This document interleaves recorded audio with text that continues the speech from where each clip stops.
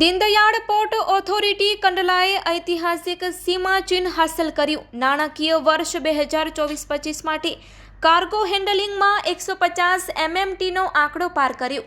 ભારતના અગ્રણી દરિયાઈ પ્રવેશ દ્વાર તરીકે તેના વારસાને મજબૂત બનાવતી એક સીમાચિહ્નરૂપ સિદ્ધિમાં દીનદયાળ પોર્ટ ઓથોરિટી DPA કંડલાએ નાણાકીય વર્ષ 2024-25 માટે કાર્ગો હેન્ડલિંગમાં ઐતિહાસિક 250 મિલિયન મેટ્રિક ટન MMTનો અભૂતપૂર્વ આંકડો પાર કર્યો છે, જે 150.16 MMT છે, જે તેના ઇતિહાસમાં અત્યાર સુધીનો સૌથી વધુ કાર્ગો વોલ્યુમ છે।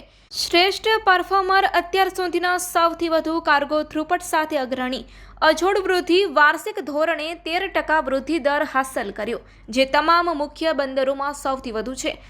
આ ભવ્ય સિદ્ધિ બંદરના નેતૃત્વ કર્મચારીઓ, ડોક વર્કર, ટ્રેડ યુનિયનો, PPP ઓપરેટરો અને DPAને કાર્યકારી શ્રેષ્ઠતા અને રાષ્ટ્રીય ગૌરવનું દીવાદાંડી બનાવવામાં યોગદાન આપનારા તમામ હિસ્સેદારોના અવિરત પ્રયાસોનો પુરાવો છે। આ નોંધપાત્ર માઇલસ્ટોનની ઉજવણીના ભાગરૂપે બંદરના અધિકારીઓ અને કર્મચારીઓ ઉત્સાહપૂર્વક વાતાવરણમાં ભેગા થયા હતા અને તેમની મહેનત અને સહિયારી સફળતાની ઉજવણી કરી હતી। પ્રોત્સાહન રૂપે લગભગ 4500 કામદારો અને મજૂરોને ફૂડ કીટ અને આવશ્યક દૈનિક ઉપયોગી વસ્તુઓ પૂરી પાડવામાં આવી હતી, જેથી આ સિદ્ધિ હાંસલ કરવામાં તેમના યોગદાનનો અહેસાસ તેમને થઈ શકે।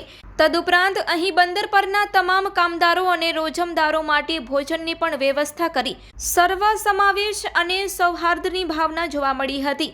આ પ્રસંગે દીનદયાળ પોર્ટ ઓથોરિટીના ચેરમેન શ્રી સુશીલ કુમાર સિંહે આ ઐતિહાસિક સિદ્ધિને વાસ્તવિકતા બતાવવા માટે તમામ હિસ્સેદારો, બંદર વપરાશકર્તાઓ, ટ્રેડ યુનિયનો, કર્મચારીઓ અને કામદારો પ્રત્યે તેમની અતૂટ પ્રતિબદ્ધતા અને અથાગ પ્રયાસો બદલ હૃદયપૂર્વક આભાર માન્યો હતો।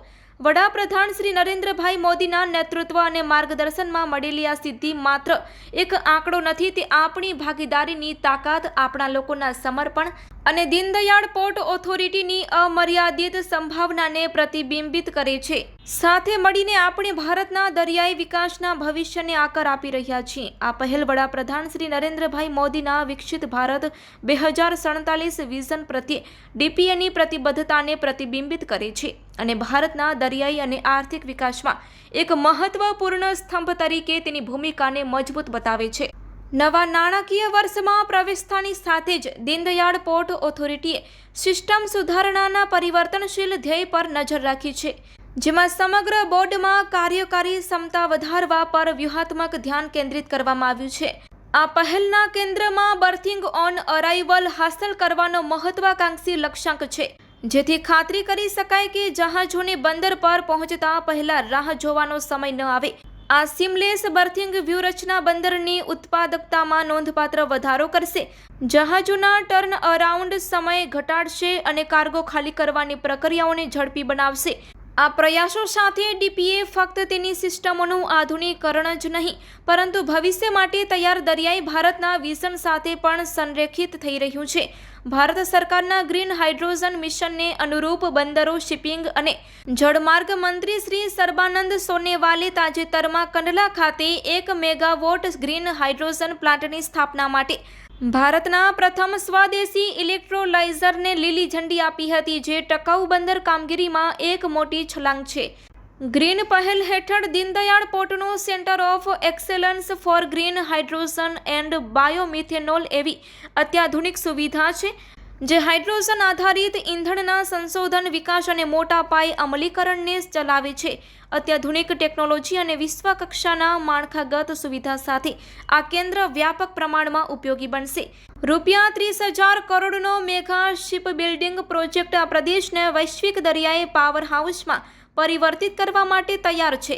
તો સાથે જ કંડલા ક્રીકની બહાર રૂપિયા 27,000 કરોડના મોટા રોકાણ સાથે એક નવું કાર્ગો ટર્મિનલ પણ બનાવવામાં આવી રહ્યું છે, જે કંડલા પોર્ટની ક્ષમતામાં વાર્ષિક 135 મિલિયન ટનનો ઉમેરો કરશે। આ લેન્ડમાર્ક પ્રોજેક્ટ વડાપ્રધાન શ્રીના make in India, make for the વર્લ્ડના વિઝનને સાચું સાકાર કરે છે। ગતિ, સ્કેલ, કૌશલ્ય અને ભવિષ્યદર્શી વિકાસનું પ્રતીક એવું દીનદયાળ પોર્ટ ઓથોરિટી કંડલા વૈશ્વિક દરિયાઈ નકશા પર વિકસિત ભારતની દીવાદાંડી બનીને પથદર્શન કરવા સજ્જ થઈ રહ્યું છે। आप लोगों को पता है इस बार कांडला पोर्ट ने अपना रिकॉर्ड परफॉर्मेंस दिखाया है और जो हम लोगों ने मिशन टारगेट सेट किया था 150 मिलियन टन्स का इस साल का, तो उसको अचीव किया है और 150.16 मिलियन टन्स पे हम लोगों ने इस साल क्लोज किया है फाइनेंशियल ईयर 24-25 को।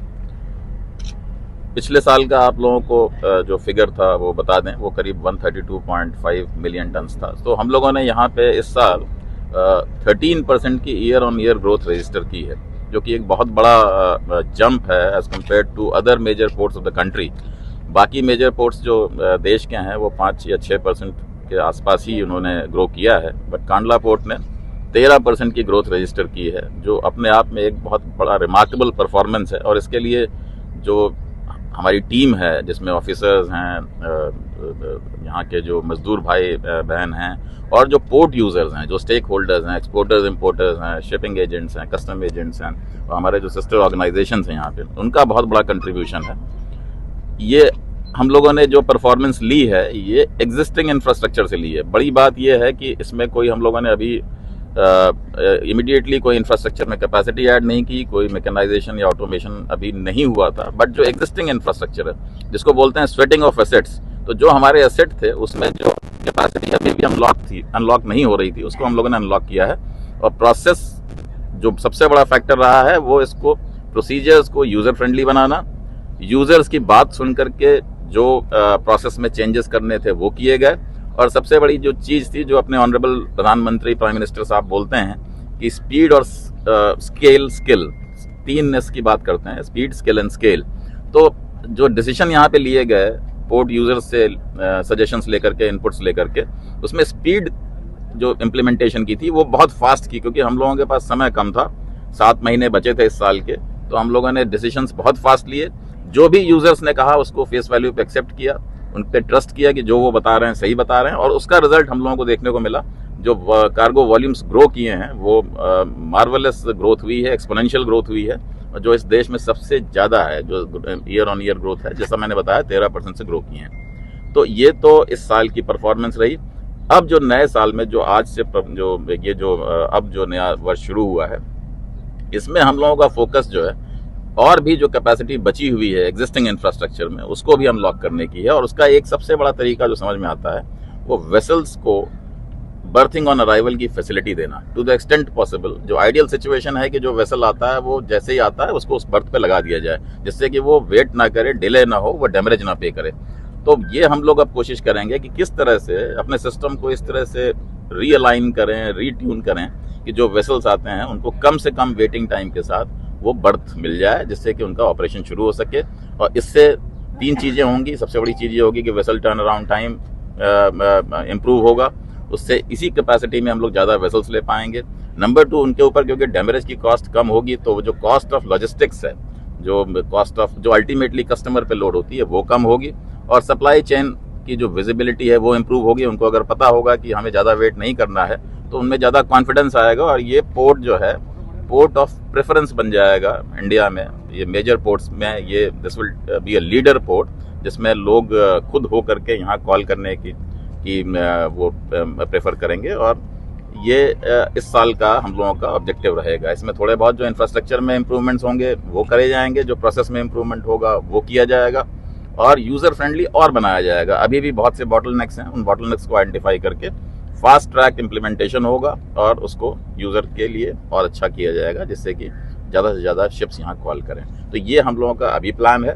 कार्गो के अलावा जो एक बड़ा फील्ड है जिसमें कांडला पोर्ट लीड ले रहा है वो है ग्रीन हाइड्रोजन का फील्ड। जैसा आप सब लोगों को पता होगा, Kandla has been declared as one of the green hydrogen hubs of the country. National green hydrogen mission में ये कांडला में एक इकोसिस्टम डेवलप करना है green hydrogen, green ammonia, methanol का। उसमें यहाँ पे हम लोगों ने बड़े इंडस्ट्री पार्टनर्स को जगह भी दे रखी है, और वो लोग अपने बड़े गीगा स्केल प्लांट्स को सेटअप करने का उनका प्लान है। मीनवाइल लीडरशिप की जो पोजीशन है उसको तेजी से बढ़ाया जाए। अगेन वो स्पीड की जो बात होती है, कांडला पोर्ट ने अपने ऊपर ये रिस्पॉन्सिबिलिटी ली है कि एक डेमोन्स्ट्रेशन प्लांट 1 मेगावाट का ग्रीन हाइड्रोजन यहाँ सेटअप किया जाए। हम लोगों ने L&T के साथ सपोर्ट से यहाँ पे एक प्लांट सेटअप करने की शुरुआत कर दी है। इलेक्ट्रोलाइजर्स ऑलरेडी यहाँ पे आ चुके हैं, बैलेंस ऑफ प्लांट आ जाएगा। तो by August end will be starting production of green hydrogen. तो यहाँ पे ग्रीन हाइड्रोजन का प्रोडक्शन अगस्त के अंत से शुरू हो जाएगा। ग्रीन मोबिलिटी की बात करें तो हम लोगों ने एनटीपीसी के साथ एक MOU किया है, जिसमें 11 हाइड्रोजन पावर्ड बसेस यहाँ पे आएंगी।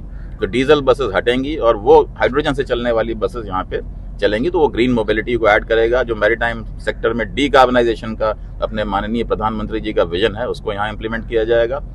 जो नेट जीरो बाई 2050 का गोल है इंटरनेशनल मैरीटाइम ऑर्गेनाइजेशन का, IMO ने जो गोल सेट किया है कि नेट जीरो मैरीटाइम सेक्टर में हो जाएगा बाई 2050, उसमें Kandla will be a big contributor. India में Kandla port will take the lead and will do all what you call projects and process improvements, जिससे कि यहाँ का कार्बन फुटप्रिंट कम हो और हम लोग डीकार्बनाइजेशन की तरफ आगे बढ़ें। तो ये एक बड़ा सेक्टर है जिसमें हम लोग काम कर रहे हैं।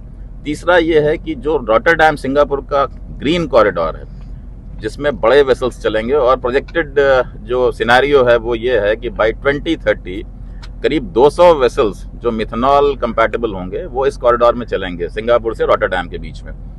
इस अपॉर्चुनिटी का फायदा उठाते हुए हम लोगों ने अपने आप को ये प्लान किया है कि कांडला, क्योंकि उस रास्ते के आसपास ही पड़ता है, तो कांडला जो है मिथनॉल बनकर सप्लाई करे, मिथनॉल फ्यूल सप्लाई करे इस तरह के शिप्स को जो रॉटरडैम और सिंगापुर के बीच में चलेंगे, क्योंकि ग्रीन मिथनॉल की अवेलेबिलिटी दुनिया में अभी भी रिस्ट्रिक्टेड है, लिमिटेड है।